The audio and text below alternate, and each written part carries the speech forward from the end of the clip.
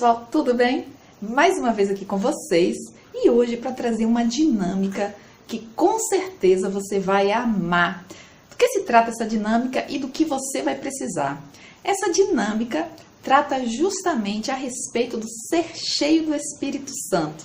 E para ser cheio do Espírito Santo e você desenvolver aí a sua dinâmica, você vai precisar de algumas coisinhas.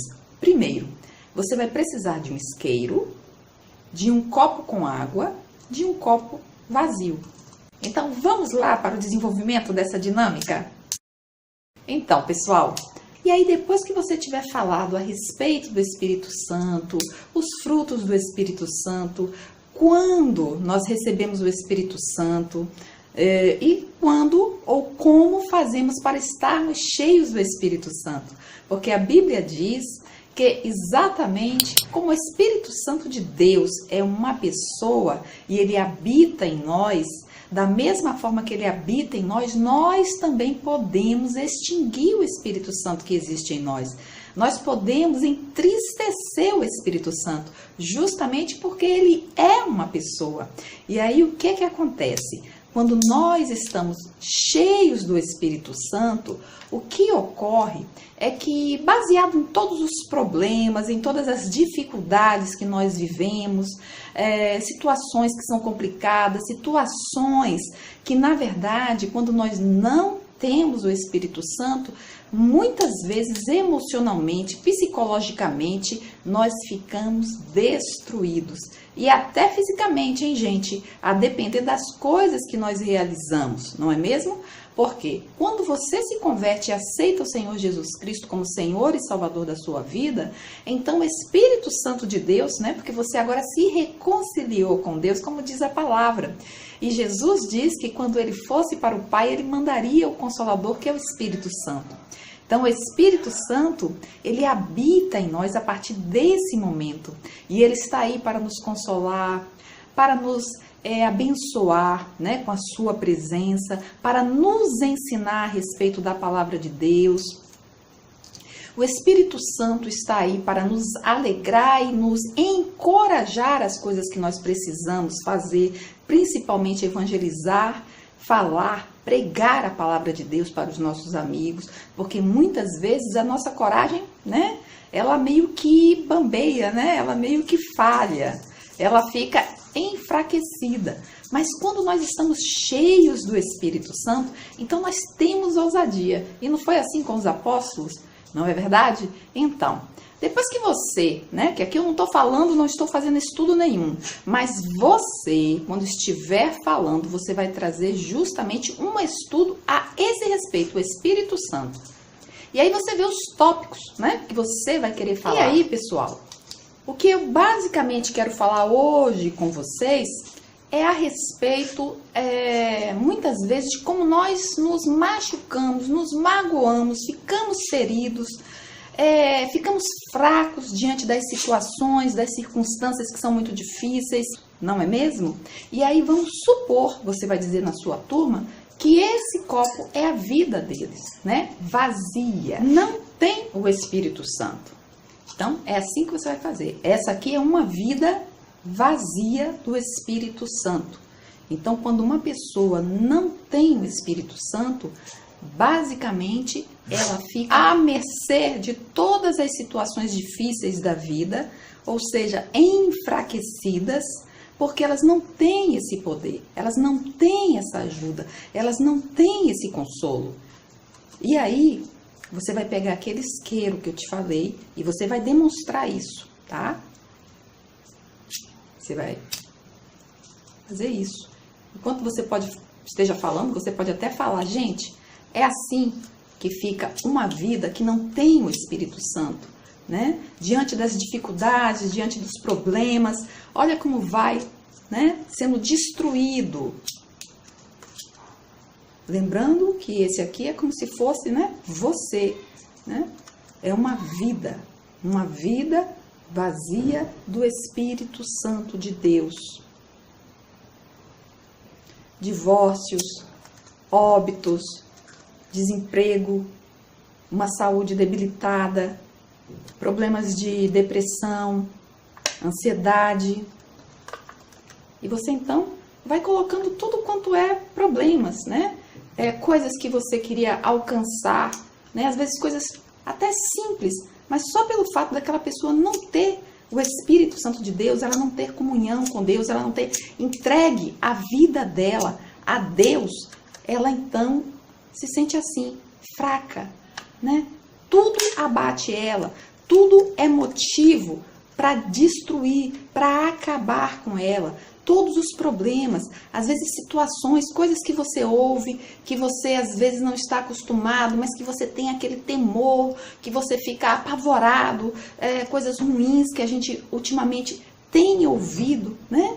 Nos jornais, nas reportagens, pessoas que falam com a gente, a violência, tudo isso nos deixa tão atemorizados, tão apavorados, nos sentimos tão solitários, tão sozinhos, tão abandonados, e tudo isso acaba com a nossa vida, né? Nós não temos fé, nós não temos coragem, nós não temos esperança.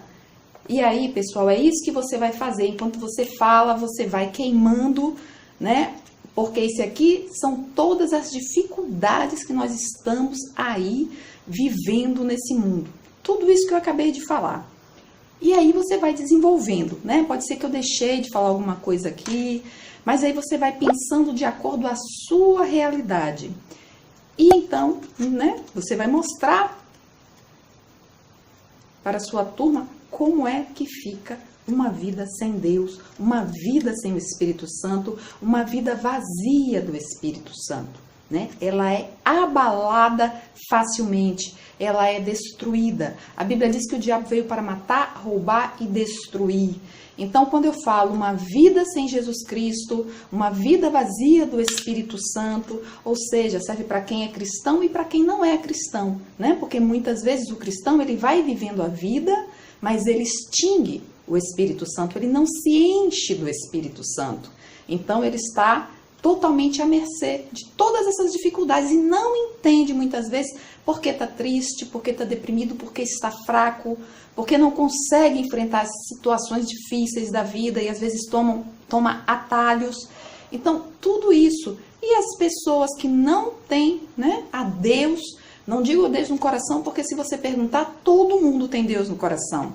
Mas muitas vezes as pessoas vão vivendo da maneira que elas acham melhor, com aquele pensamento, né, que basta ter Deus no coração. E uma vida de coisas que desagradam a Deus. Então, uma vida sem Deus e uma vida de um cristão que não se enche do Espírito Santo da mesma maneira, diante de todas as dificuldades da vida, essa pessoa sucumbe. E aí, então, uma pessoa que tem o Espírito Santo na sua vida de uma maneira plena, de uma maneira que ela vai se enchendo a cada dia, que ela vai negando pecados na vida dela, ela sabe o que é errado, ela sabe o que desagrada a Deus, ela sabe, né, o que realmente o Senhor Jesus, ele exige de um discípulo, de uma pessoa que deseja seguir o Senhor, né, que deseja segui-lo. E aí essa pessoa, então, ela vai deixando de lado, né? Ela pede ajuda ao Espírito Santo, ela pede ajuda, ela pede a força, e ela, então, vai vencendo esses obstáculos, ela vai vencendo esses pecados. E aí, diante das situações que ela ouve, né? As situações que nós vivemos, situações hoje de desemprego, né? Todo mundo está propenso a divórcio, a óbito. E aí você vê, olha, o que é que acontece com essas vidas. Aqui são as pessoas cheias do Espírito Santo. Os problemas vão vir, mas você cheio do Espírito Santo, olha, você está percebendo? Gente, o copo nem quente fica. E não diga que eu estou passando longe, porque, ó, eu estou colocando bem perto, como eu coloquei da outra vez, e realmente, olha, não acontece nada. E é isso que você vai fazer. Essa é uma vida plena, é uma vida cheia do Espírito Santo. Olha,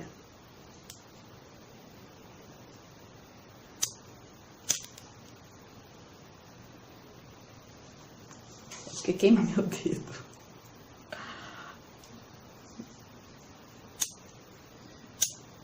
Tá vendo?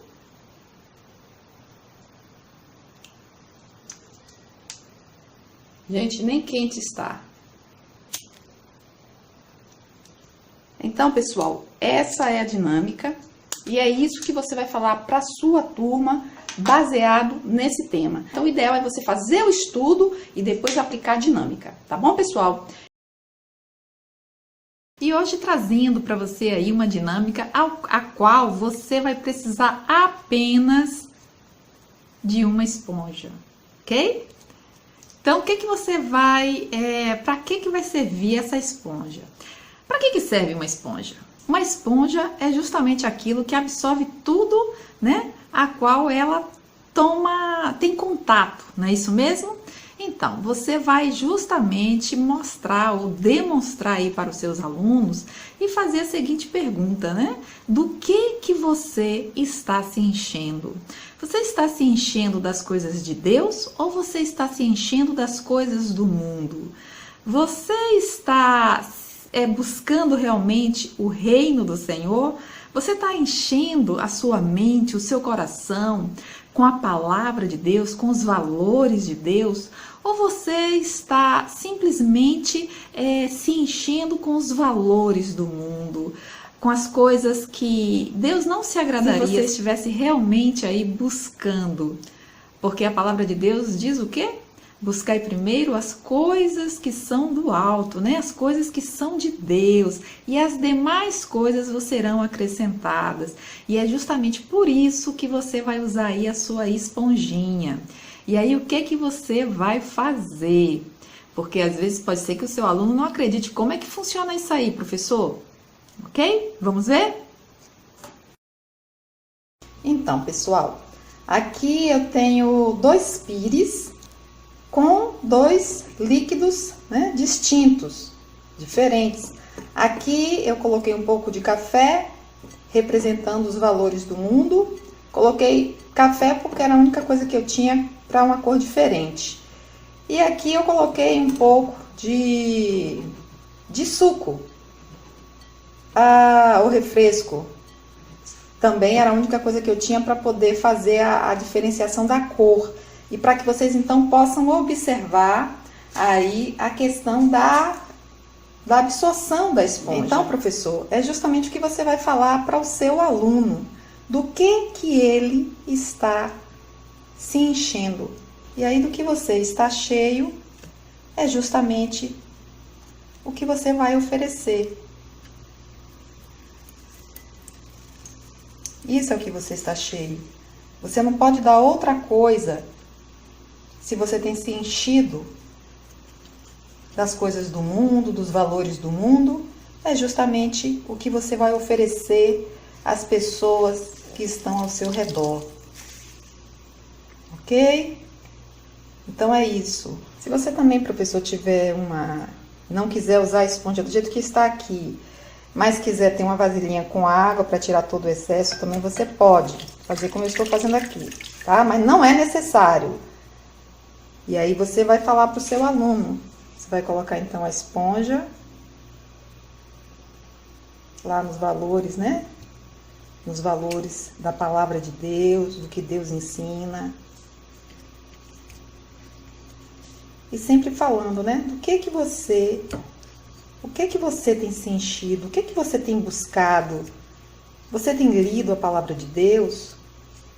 Ou você tem enchido a sua cabeça e o seu tempo com novelas que ensinam sobre traição, sobre mentira, sobre o pecado, sobre o adultério, agir de maneiras que Deus não se agradaria?